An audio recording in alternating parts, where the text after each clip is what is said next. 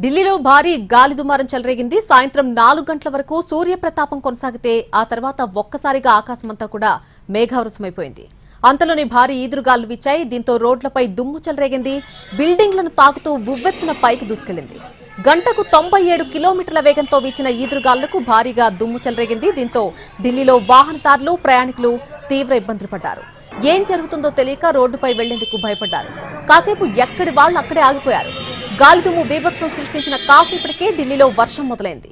ఉరుములు మెరుపులతో భారీ వర్షం పడింది. పిడుగులు కూడా పడ్డాయి. దీంతో స్థానికులు భయపడిపోయారు.